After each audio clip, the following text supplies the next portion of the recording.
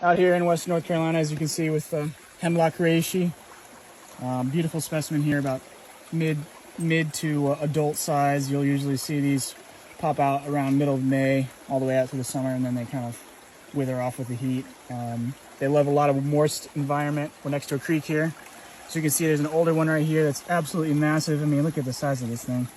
Huge, huge specimen. I'm not gonna harvest him, let him be. We're gonna harvest this one though, because it's perfect age. I'm gonna use it to make some tinctures. We're gonna just cut the stem off right here. It's a little leathery, but you know, you still make some good tinctures out of it. The younger ones you can actually eat. These, not so much. As you can turn it over, you can see that there's the fertile surface is it's almost very microporous. You can actually like carve your name into it. It's kind of cool.